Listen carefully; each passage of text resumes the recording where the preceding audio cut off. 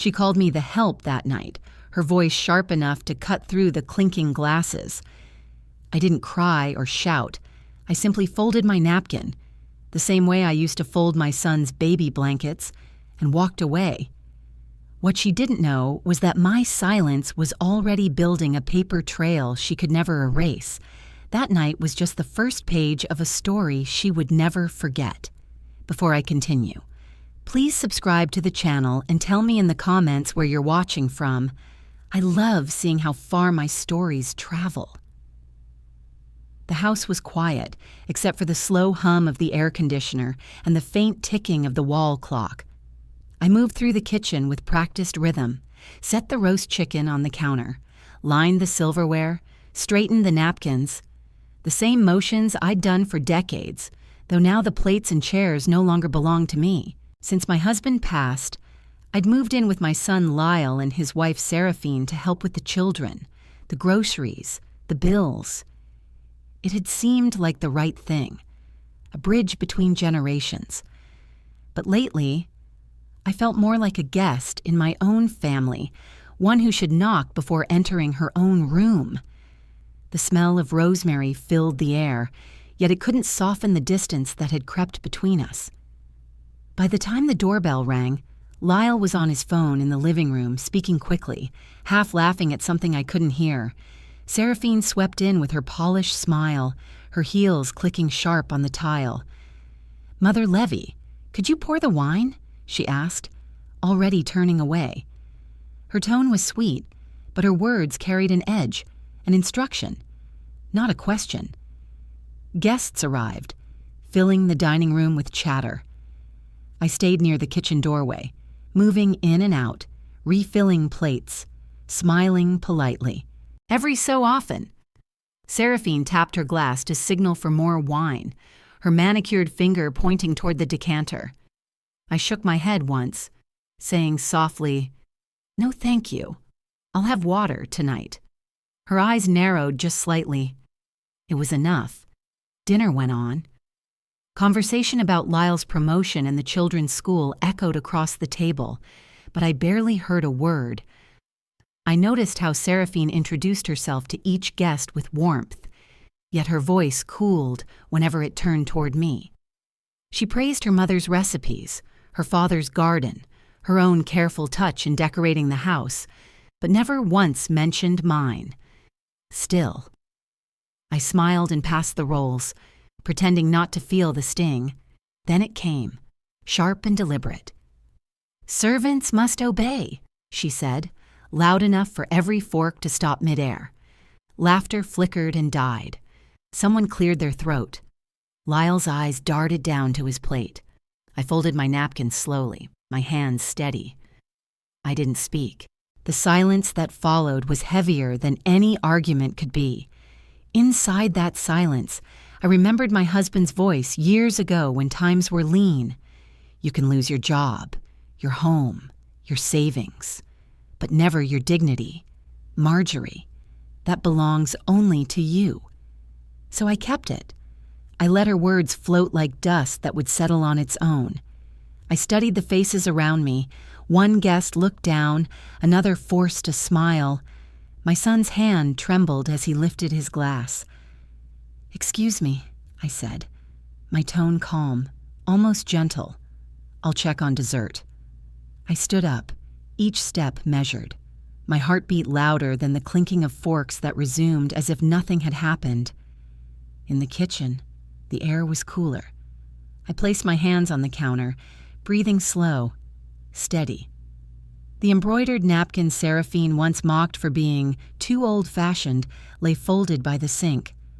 I picked it up, feeling the soft thread my mother had sewn decades ago, and placed it carefully in the drawer.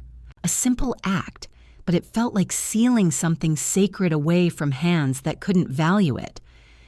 I whispered, not in anger, but in promise. If they see me as help, they'll soon learn who keeps this house standing. The oven timer beeped. The dessert was ready. I straightened my shoulders, wiped my palms, and walked back to the table. The room quieted when I entered, though no one looked directly at me.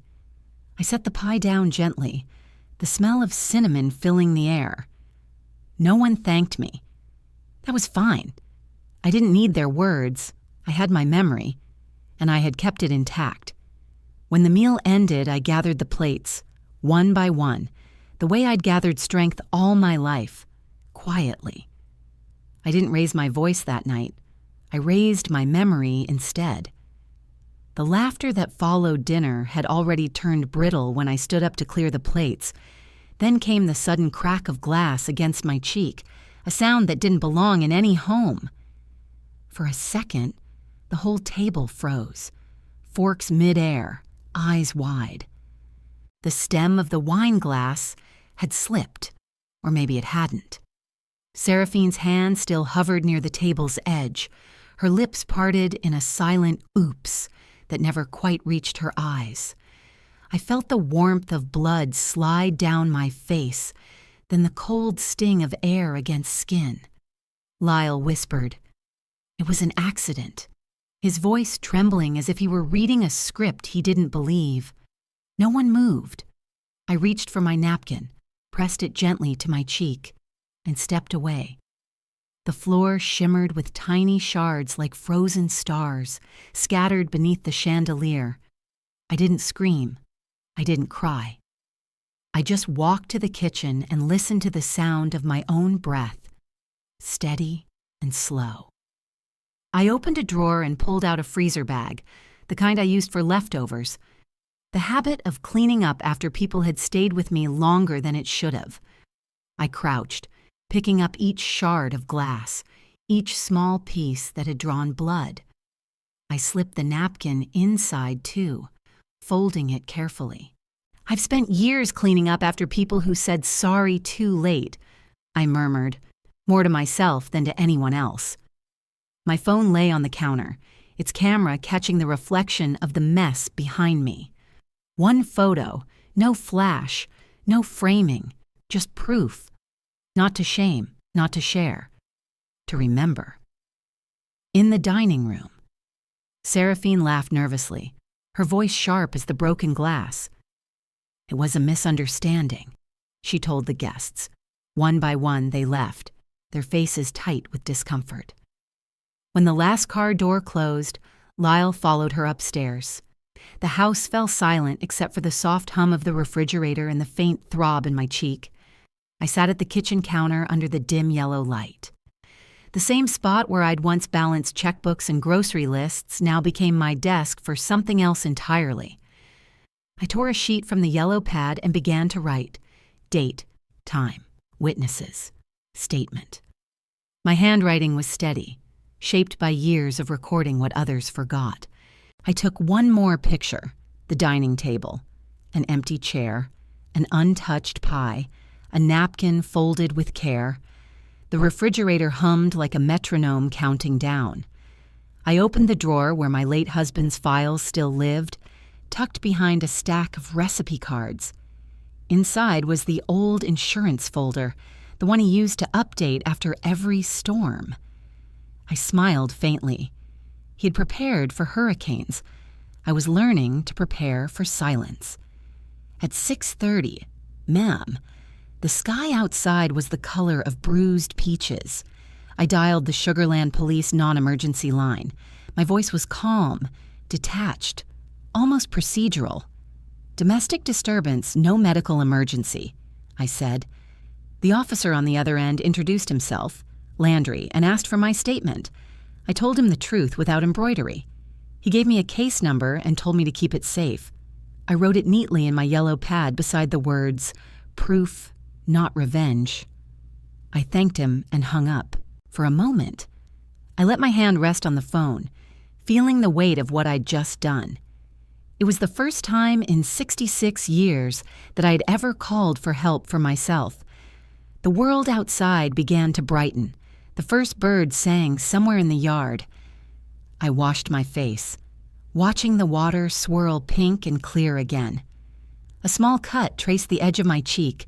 I covered it with a Band-Aid from the drawer, the same kind I used for my granddaughter's scraped knees. Then I made coffee, letting the smell fill the kitchen, warm and real. I used to think silence meant peace, I thought.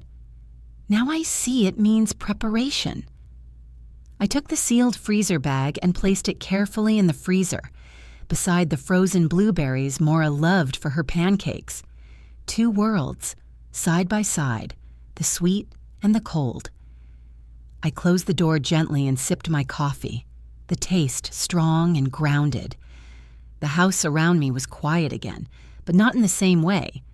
I wasn't planning revenge. I was filing history. Indira Halbach called just after 8, her voice steady as the morning light slicing through my blinds. "Marjorie, I'm glad you reached out," she said, not rushing me toward any cliff of decision. I pressed the phone between shoulder and ear and stared at my untouched coffee. The yellow legal pad lay open, a small raft in last night's rough water.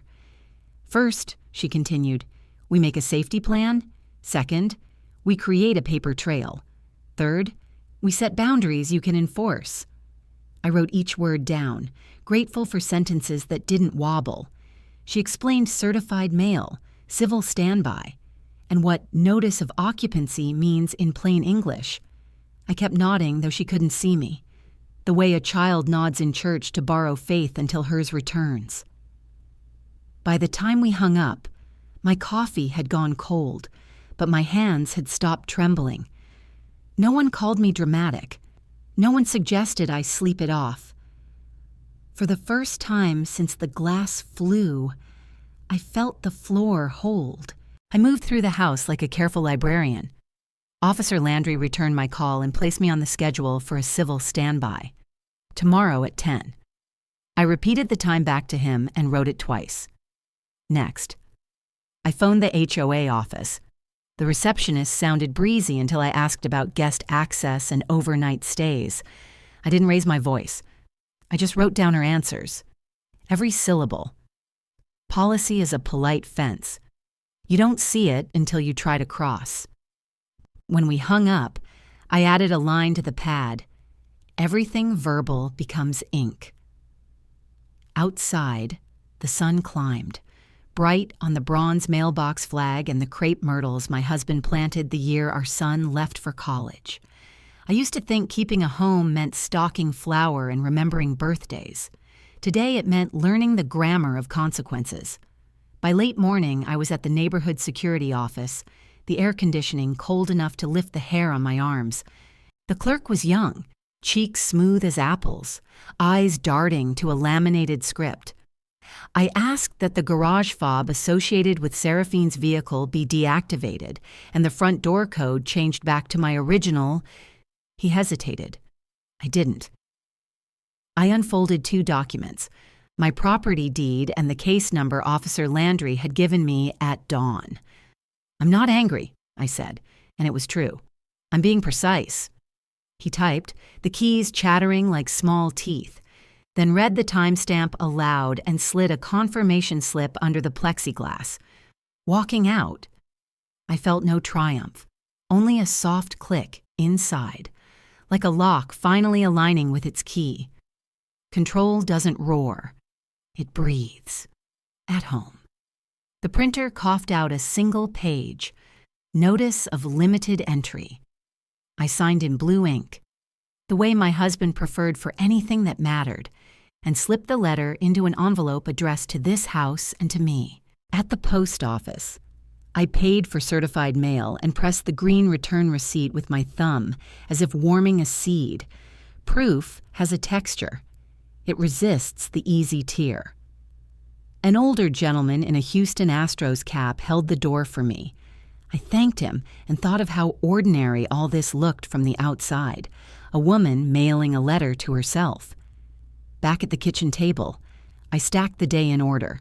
Advocate notes, HOA policy summary, security timestamp, certified mail number. People once told me I was too emotional when I tried to describe what hurt. Fine. I would become too documented. Rain began, the kind that softens Texas heat into a thoughtful hush. I brewed tea and sat by the window where my granddaughter likes to draw suns with too many rays. The freezer hummed in the next room, holding my bagged fragments beside a sack of blueberries she asks for every visit. I tucked the folder into the fireproof box under the desk, case number on top, receipts behind, dates underlined. Safety, I realized, isn't only a locked door, it's knowing which bell to ring and having the paper that makes strangers take you seriously. I marked tomorrow's square on the calendar, civil standby, then underlined it, not for drama, but so I wouldn't flinch.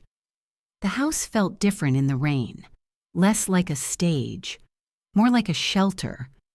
I washed my cup, dried it, set it upside down. Preparation can sound like quiet. When afternoon thinned to evening, I walked the hallway slowly, touching the frames, wedding, graduations, backyard summers where everyone's eyes are squinting into light. Love doesn't vanish because you enforce a boundary. It just stops bleeding into places it can't survive. I wrote one last line on the pad and closed it, satisfied with the weight in my hands. I used to think safety was a locked door. Now I know it's a signed paper. At 6:50 a.m., the kitchen held its breath. My coffee sat cooling beside the yellow pad, each line of ink a rail pointing toward morning. Case number, circled. Civil standby, tomorrow, 10 sharp. Constable, deliver notice today. Underlined twice.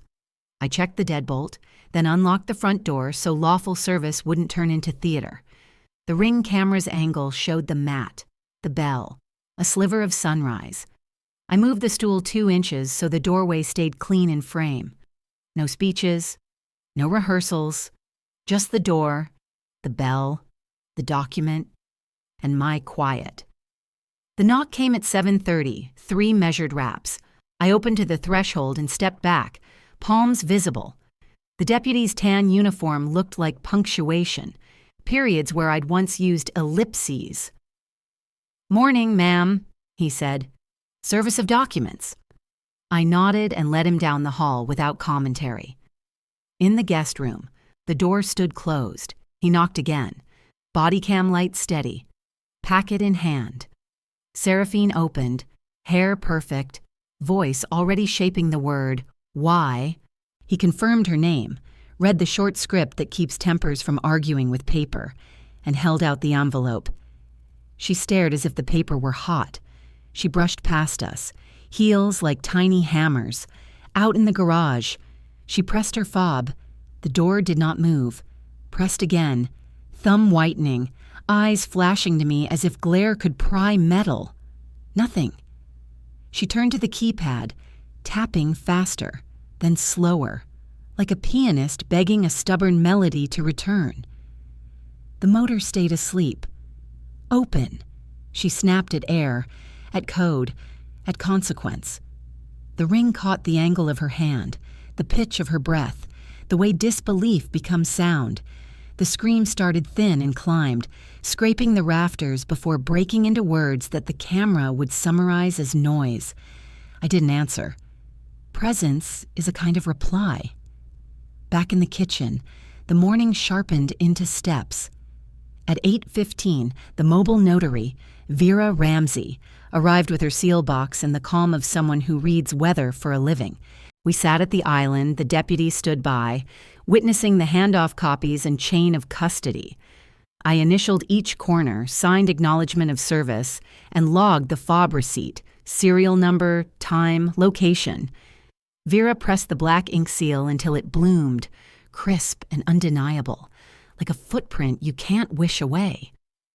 The packet grew weighty with ink and signatures. Gravity had finally chosen a side.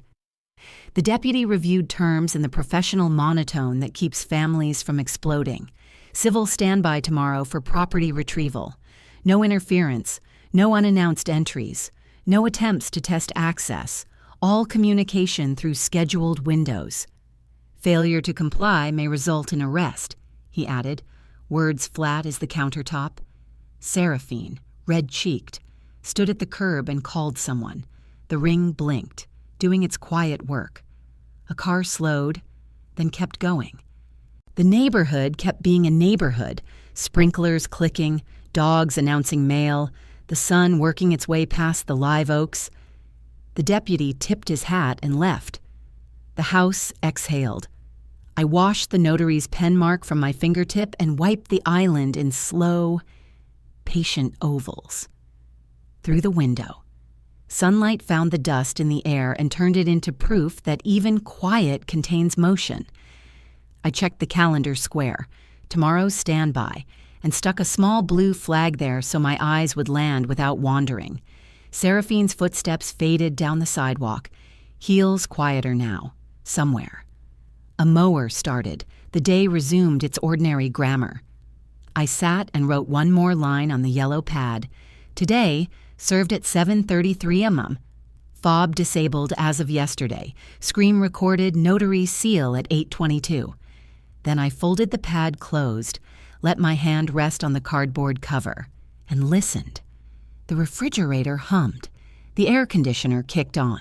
The house had its own pulse again, steady and indifferent to anyone's temper.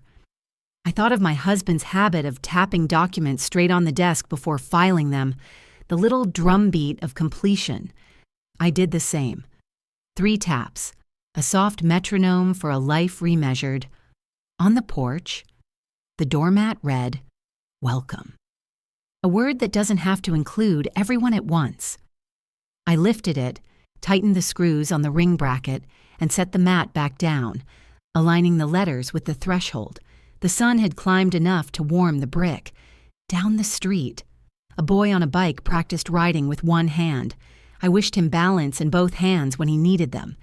Inside, I rinsed 2 coffee mugs, one for me now, one for the officer tomorrow.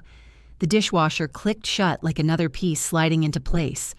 When the seal dried, the house finally had a voice, and it spoke in ink. The doorbell rang just as the last line of ink dried in my journal.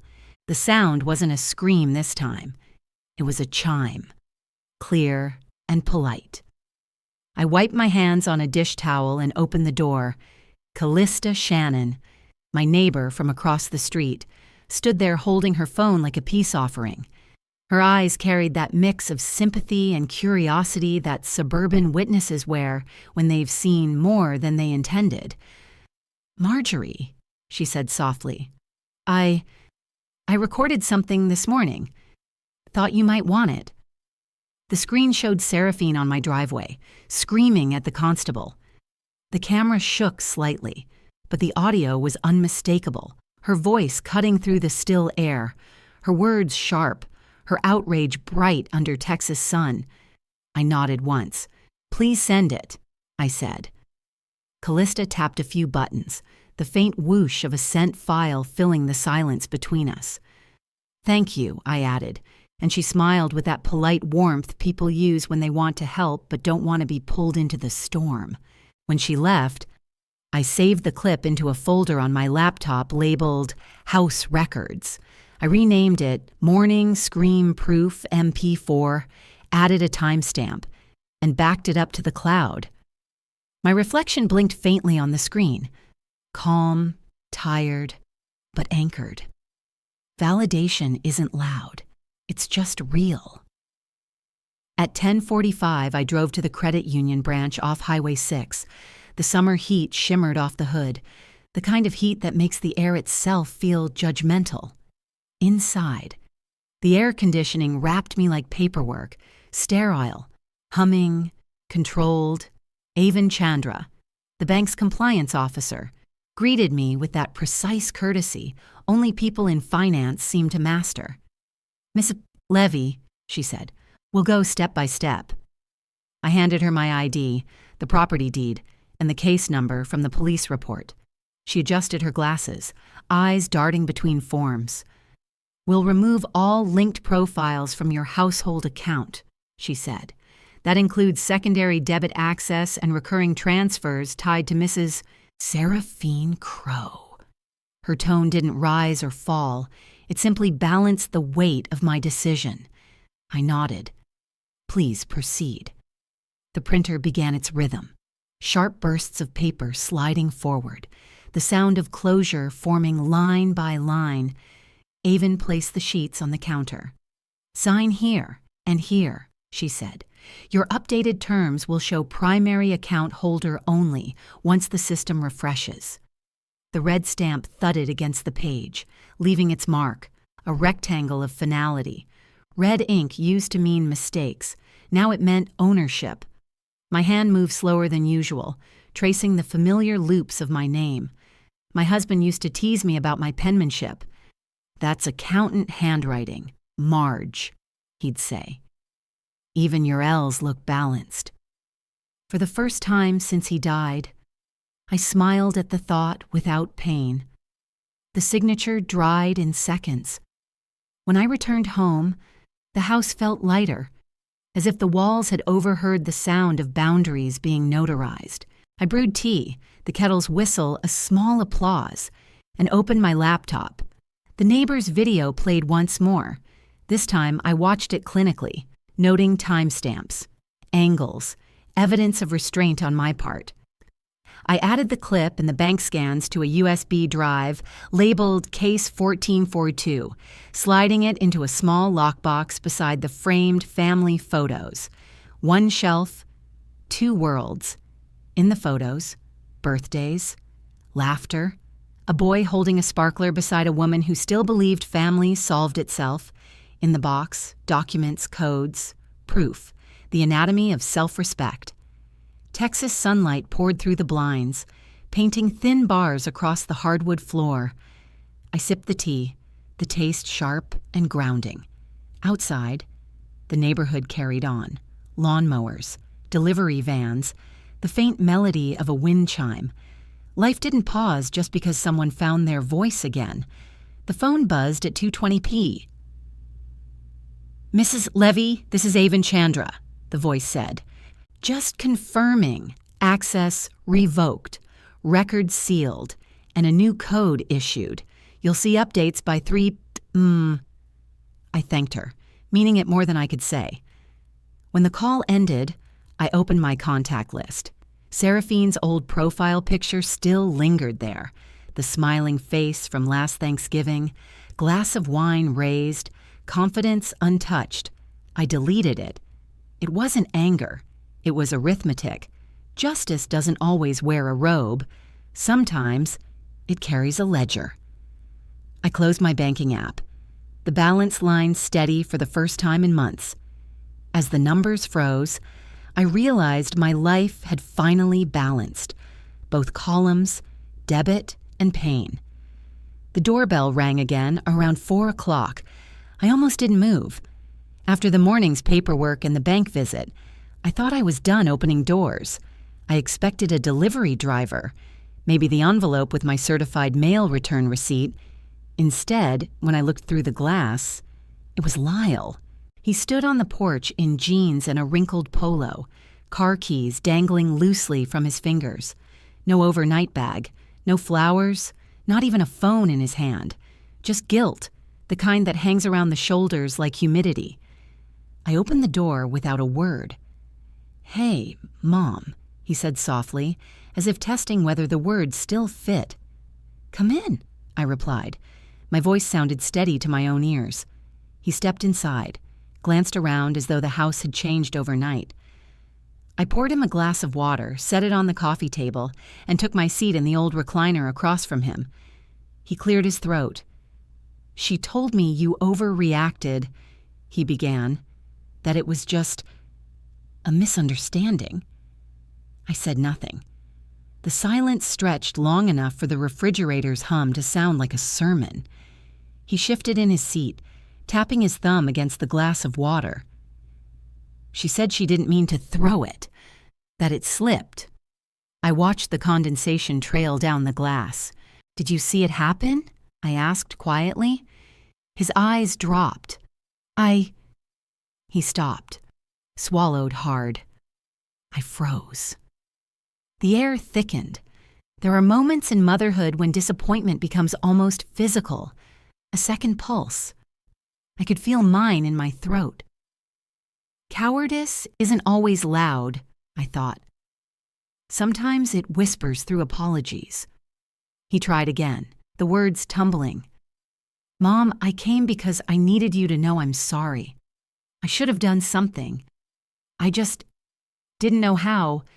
I stood, crossed to the console table, and picked up my tablet. Then let me help you remember, I said. The video opened with a click. Callista's footage from that morning. On screen. Seraphine's voice sliced the air, her face contorted with rage. The constable stood calm, the papers visible in his hand. Lyle appeared in the background, frozen, pale, eyes wide, saying nothing. I pressed mute, letting the silent chaos fill the room, only the hum of the fridge and the faint clink of ice in the water glass. When the video ended, I turned the screen toward him. I didn't record this to shame you, I said. I recorded it so I wouldn't forget who was there. He looked at the floor, the shame written plainly across his shoulders. Mom, his voice cracked. I'm sorry. For all of it. Tears came, quiet and reluctant. I didn't reach for him.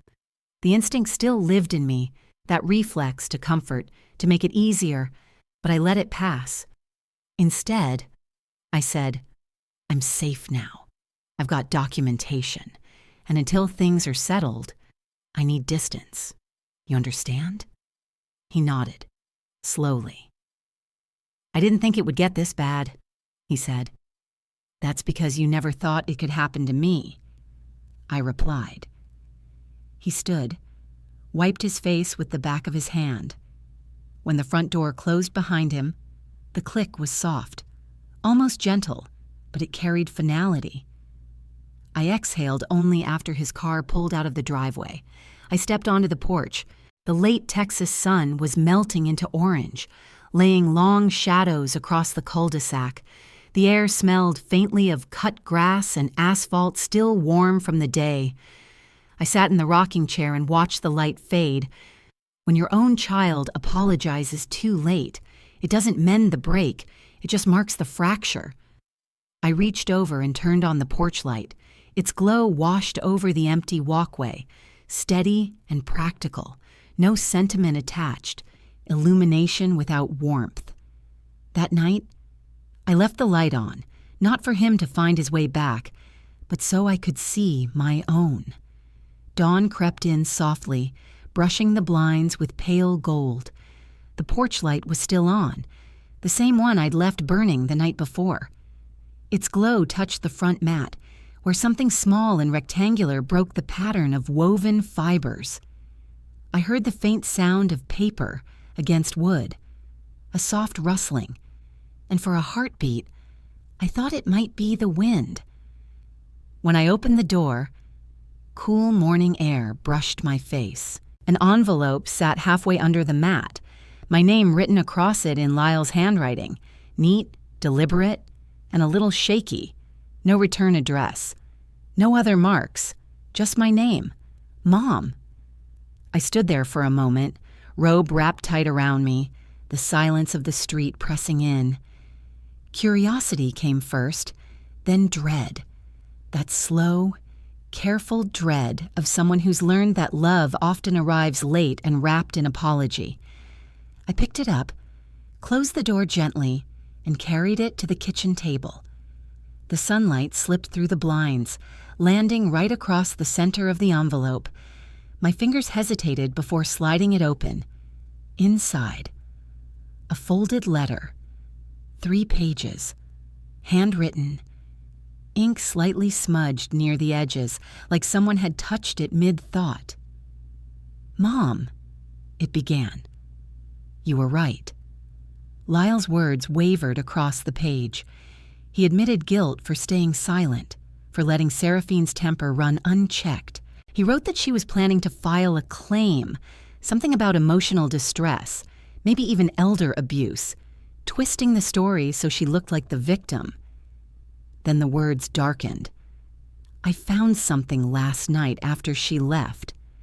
Transfers under your name.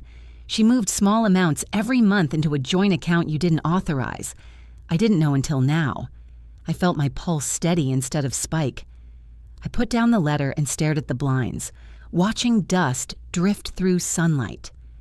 No anger, no tears, just the clean, sharp edge of focus.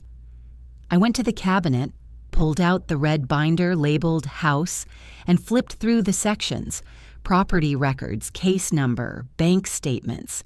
The frozen accounts were still listed from yesterday's meeting at the credit union. My eyes landed on a line I hadn't noticed before. Util Reimb, 7249, repeated monthly. Then again, different amounts. Each line, small enough to slip through notice, but together, a pattern, a siphon. The light above the table flickered once, as if the house itself wanted to draw my attention to it. Quiet fury rose, tempered by something harder than anger, the logic of survival. I pulled out my phone and scrolled to Astria Smart, attorney. She answered on the second ring, her voice steady as always. "Morning, Marjorie." "I found additional proof," I said. "Unauthorized withdrawals, disguised as reimbursements.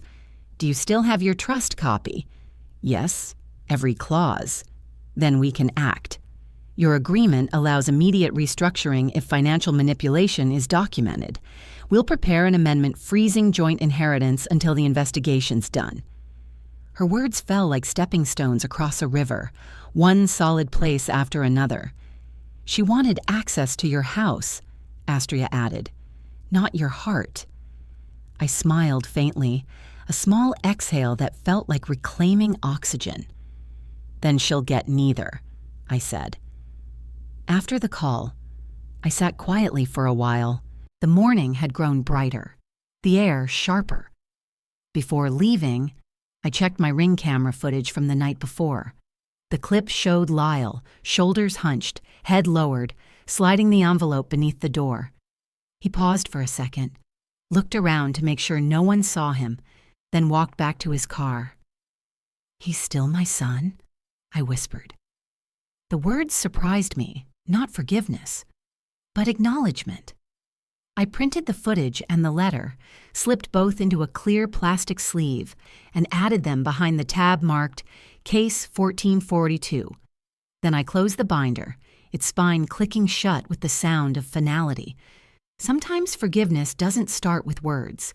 It starts in ink, signed, stored, and dated. By the time I left for the lawyer's office, the sun had burned through the clouds and through my doubts.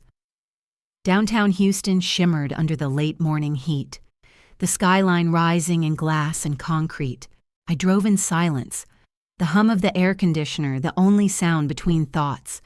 At each red light, I caught my reflection in the window, same gray hair, same eyes, but my shoulders no longer sagged. I looked like a woman who had carried weight and finally set it down. The lobby doors reflected the street behind me, and for the first time, the image staring back didn't look small.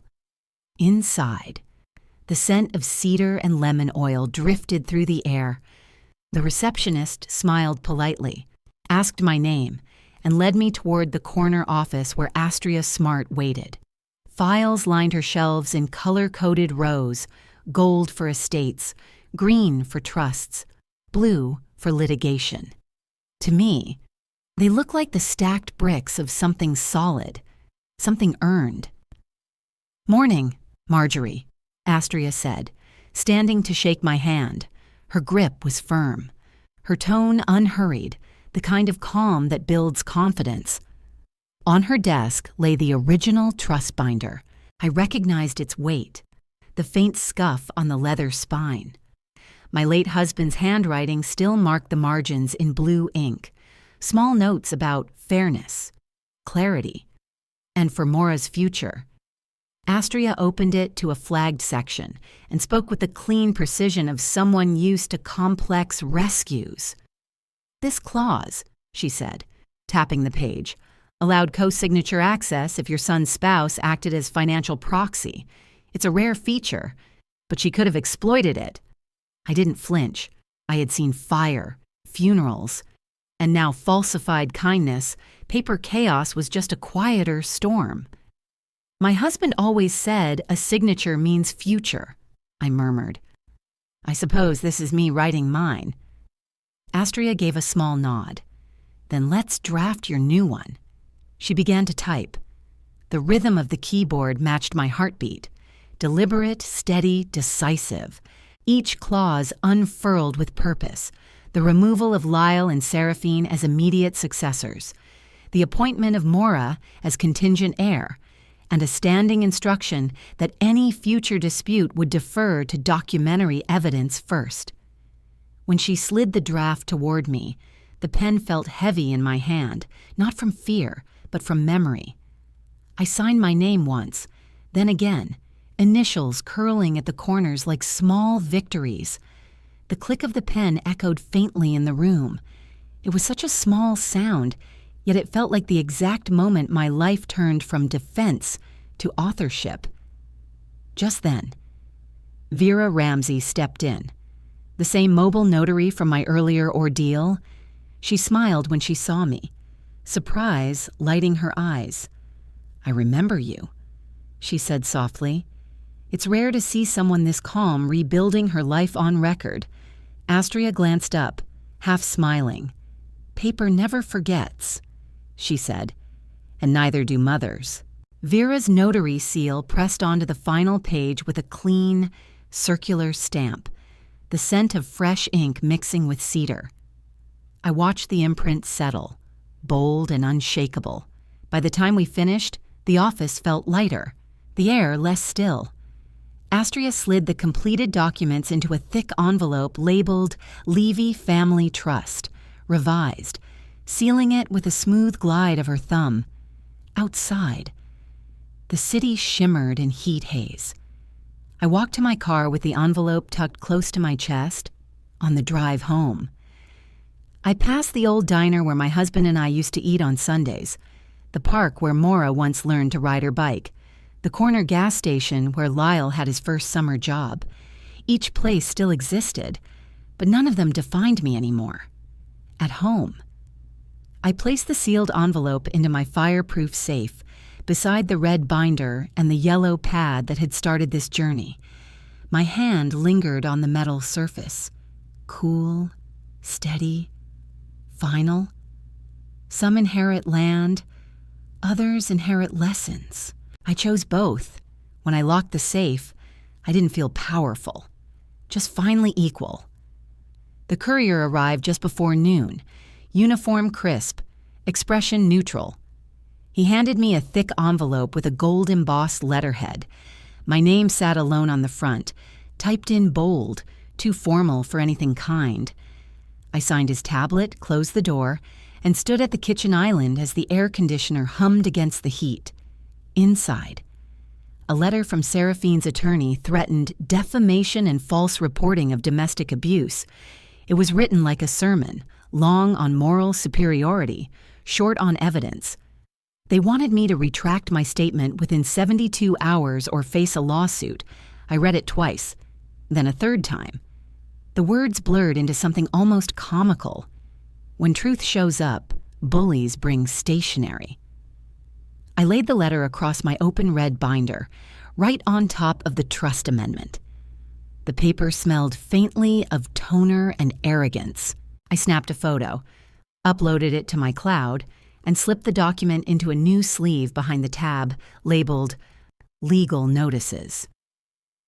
The house was quiet, save for the refrigerator hum, a kind of approval. The DA's office placed me on hold for exactly 3 minutes. The hold music was a faint piano loop, cheerful enough to sound inappropriate. When the intake specialist returned, her tone was brisk but warm. Mrs. Levy, I see your case. Thank you for calling directly. I provided the details in order, the constable's service record, the advocate's notes, the ring footage, the bank log. I spoke evenly. No anger, no embellishment, just the truth lined up like index cards. She explained the process. Cross-complaints happen often, but the DA's office screens for retaliatory intent. If you're willing, she said, we can pull your Sugarland PD report and include your medical documentation for review. I consent, I replied. Let the facts carry my voice. I hung up, wrote that line into my yellow pad, underlined it twice, and drew a small box beside it, an old accountant's habit. When a box was checked, something real had happened. By early afternoon, the Texas sun hit hard. The asphalt shimmered like black glass as I parked outside urgent care. The same receptionist from that morning 2 weeks ago recognized me. I need certified copies, I said softly. Triage, photos, and the doctor's notes. She nodded without question. 10 minutes later, a printer clicked out time-stamped papers, my bruise, my bandage, my record. She slid them into a manila envelope and sealed it with an embossed sticker. Would you like this, marked for the DA? Yes, I answered. Paper doesn't bruise, but it remembers the bruise. I paid, thanked her, and carried the envelope like something fragile but certain. Back home. The phone rang again. The same specialist's voice. Mrs. Levy, the DA's review came through. The counterclaim has been declined. No corroboration. No grounds. Your original file stands unchallenged. I closed my eyes for a second. Not triumph, just oxygen. The kind that fills a lung without pain. She emailed the formal notice. I printed 2 copies, one for the binder, one for the safe, and texted Astria. Counterclaim declined. Records ready. Her reply came within a minute. Good. Keep everything chronological. I smiled faintly. Always do, I whispered to no one in particular. By late afternoon, sunlight filtered through the blinds in pale gold. The dining table glowed, same table where a glass had once shattered. I placed the urgent care packet beside the DA's letter and wrote a new summary sheet. Dates, times, witnesses, attachments, a record of order replacing chaos. The house seemed to breathe. Even the walls, once tight with tension, felt looser, like something had been exhaled at last. Justice hadn't knocked loudly. It turned a doorknob I'd already unlocked. I poured 2 glasses of water, one for myself, one for Maura when she came tomorrow. The table reflected both. I set the second glass where her little hands could reach, because this table remembers who it was built to serve. Saturday morning sunlight poured across the dining table, sliding over the red binder like a soft hand. 2 weeks had passed since the last letter from Seraphine's attorney, and still, the binder sat sealed and complete. No more tabs left to fill. The house smelled faintly of cinnamon toast and calm. Maura was already awake, humming as she colored a picture of a house, our house, with stick figures holding hands beneath a yellow sun. I poured her orange juice and smiled as she added a little heart above the roof. Peace didn't announce itself. It just tiptoed in once the noise was done. I realized that morning that silence could feel gentle when it wasn't empty. I brewed coffee and sat for a moment, watching sunlight dance across the silverware. The house that once echoed with accusations now carried only small, domestic sounds. Maura's crayons, the creak of a chair, the quiet hum of peace returning. By late morning, a knock at the door startled me from my reverie. Another courier. Same brown uniform, same neutral tone, but the handwriting on the envelope made me stop breathing for a second. Jonathan's. I signed, closed the door, and held the envelope with both hands. His letters had always been neat, even as a child. I sat at the dining table before opening it. Inside, a single sheet, typed, except for the signature.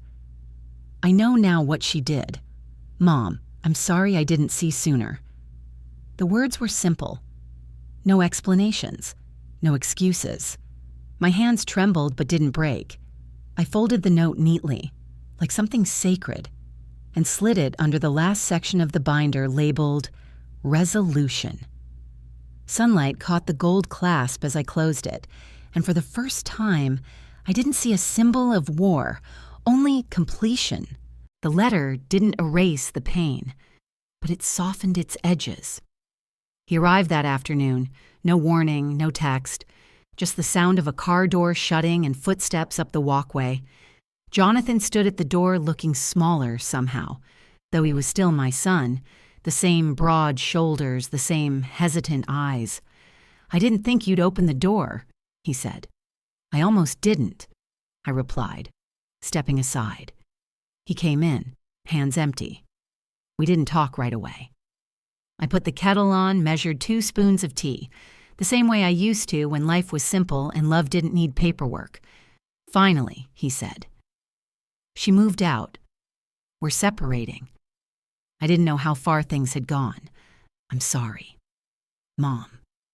I watched the steam rise between us, curling like the past, refusing to stay straight.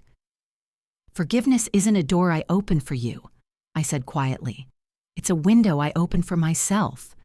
He nodded, tears brimming but unshed. When he finally hugged me, it was the first time in years his arms felt real again. The kettle clicked off behind us, the sound of something ending gracefully. After he left, the house felt lighter, not emptier, just different. I checked on Maura, who had fallen asleep mid-drawing on the couch, crayons scattered like confetti. At the table, I wrote my final entry in the red binder: "Closure achieved, damage recorded, love intact." The pen didn't shake. I closed the binder, placed it in the safe, and locked it. Justice had given me balance. Forgiveness had given me rest. I sat by the window, the evening air turning honey-colored, and realized that quiet wasn't punishment anymore. It was peace. When the sun dipped low, I lit a small candle by the window, a habit from the lonely nights that had taught me how to wait. But tonight, it wasn't for waiting. It was for gratitude. The flame flickered against the glass. "Soft and alive," I whispered. "Thank you for letting me stay standing."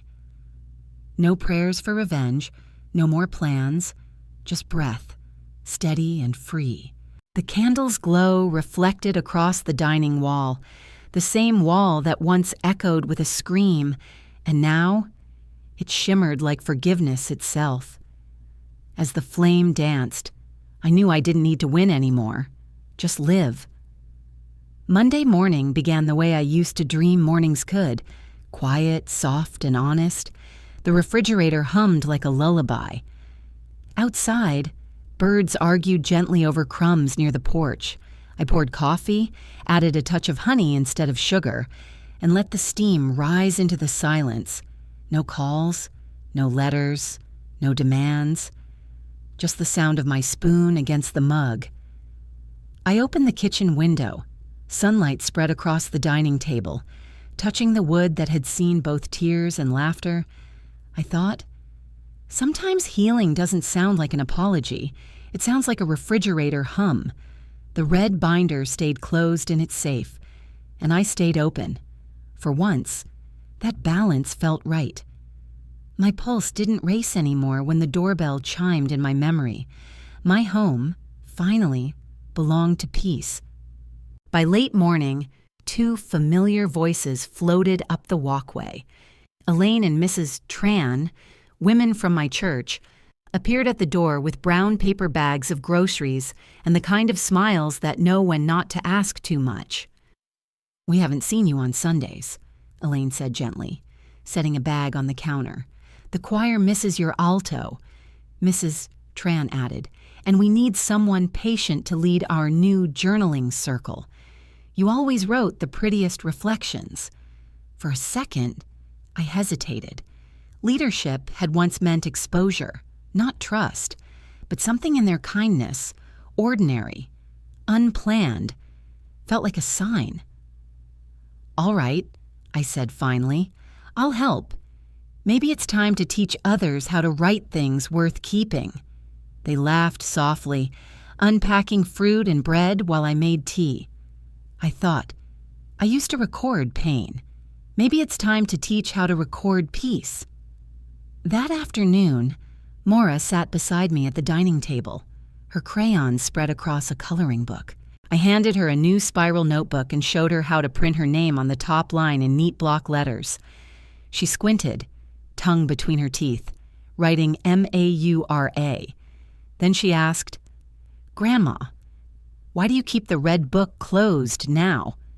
I smiled, smoothing a curl from her forehead. "Because its story already knows how to end." She seemed to accept that, going back to her drawing. Watching her reminded me that teaching isn't always about lessons, it's about continuity. Her pencil marks were wobbly, imperfect, but they were hers. The light shifted through the blinds, landing on her page, and for the first time in months, I felt time moving forward instead of circling old wounds. Later that week, I walked to the community center to prepare for the first journaling session. The hall smelled faintly of floor wax and old paper. I pinned a handmade sign to the door, "Stories that Stay." Elaine helped set up chairs in a circle while Mrs. Tran arranged cups of water and a bowl of mints. Laughter filled the space, tentative at first, then full. It sounded like belonging. As I arranged pens and notebooks, I realized my same habits, labeling, documenting, time-stamping, had become tools for creation, not defense. The skills that once built my paper fortress were now building bridges.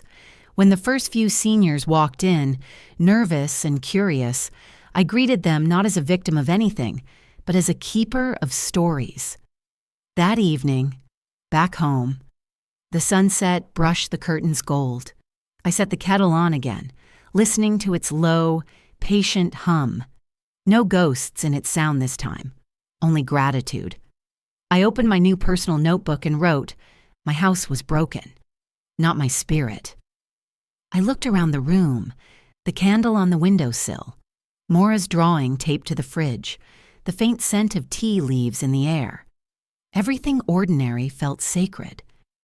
I lit one small candle again, my ritual renewed, not for protection now, but thanksgiving. Even quiet light rebuilds what storms thought they erased. And as the evening settled, I realized healing doesn't shout. It whispers when no one's listening. The morning air carried the scent of cinnamon and charcoal. I walked down the driveway with a folding chair under one arm and my casserole in the other. The cul-de-sac was dressed for the fall block party. Orange bunting stretched between mailboxes.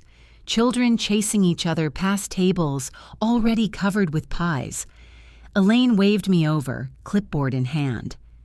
"We missed your steadiness," she said, pressing it into my palm. I smiled. Guess I was just making sure my own walls could stand before helping with tents. The HOA president nodded from the sign-in table. "Glad you're back. Marjorie, you always keep things organized." The air felt warmer, heavier with barbecue smoke and music from a neighbor's speaker. I breathed it in, steady, no longer flinching at noise. When I looked toward the stage area, I saw a reserved chair with my name on it, folded white card, black marker, simple but visible. For once, I belonged here without asking. By noon, the crowd had thickened, families spilling across driveways. I was slicing pie when movement at the edge of the lawn stilled everything. Seraphine stood near the dessert table, wearing sunglasses, a junior associate trailing behind with a folder. The murmur spread like static. She stepped closer. "Lyle's not here?" Her tone carried practiced calm. "This is a family event," I said evenly. "You're not welcome on my property line." Her brows lifted, mocking. "He's her son." I cut in before she could spin the story. "He's my son, and he already came home, right?" The HOA president moved beside me, reading from his phone. "Standing trespass warning for lot 23B still active." Two neighbors shifted subtly, a polite wall between us. Seraphine's composure cracked. She muttered something to her associate, who scribbled notes but said nothing. They turned, heels clicking across pavement. No applause followed, just the return of a country song from the speakers and the sweet smell of kettle corn filling the silence she left behind. Afterward, the women from church waved me over to help sort pies. Elaine balanced a tray of pumpkin slices while Mrs. Tran laughed about how every Texan claims their recipe is the real one. The HOA chair gestured toward the mic. "Marjorie, you still leading that writing circle? Announce it. Folks need to hear." I hesitated only a second, then took the microphone. My hands didn't shake. "If your story has bruises," I said, "bring them. Paper remembers, and so do we." A few people nodded. One older veteran at the grill tapped his tongs once against the table. Approval without words. The microphone in my hand didn't feel like power, it felt like permission. Late afternoon sun burned gold across the pavement when Maura ran up, waving her notebook. She plopped down on the curb beside me, freckles bright under her hat. "Grandma, look, I drew us at the fair," she said. I handed her a small blue fountain pen, engraved with her initials. "For names you never want anyone to erase." She traced the letters carefully, then asked, "Are we safe now?" I looked at her. The world condensed into that question. "We're steady," I said. "Safe is a long word. Steady is every day." She nodded, serious beyond her years, and wrote our names, hers first, mine beneath it. 2 lines bridging generations, neither higher than the other. That night, after the fireworks and laughter faded, I returned to the house that had carried every echo of my silence and survival. The dining table still bore faint scratches where a glass had once shattered. I placed my palm flat on the wood, solid, unchanged, forgiving, from the safe. I removed the red binder one last time. Inside, behind case numbers and receipts, I slid a single sealed envelope. For Maura. When you're ready. The letter wasn't about the past. It was about inheritance, the kind that outlasts money. Keep receipts. Keep kindness. Keep your name. I closed the binder, locked it, and returned it to the safe. The click echoed softly through the quiet room. Then I turned off the dining light and left the porch lamp glowing like a lighthouse in shallow water. My house didn't teach me how to win. It taught me how to stand and how to leave the light on for the right people. When I look back now, I realize this story was never about revenge or winning. It was about learning how to stand again, quietly and firmly. Every scar, every document, every small act of calm reminded me that dignity is something no one can take if you choose to protect it. I hope my journey helps you see that boundaries don't make you cold. They keep love honest. If you've ever rebuilt your peace after being broken, you already know what strength feels like. Tell me in the comments, have you ever had to start over to protect your peace? I'd love to read your thoughts. And if this story touched your heart, type 1 in the comments or share where you're watching from. Don't forget to subscribe so you can follow my next story, because sometimes healing starts with a voice that refuses to be silenced.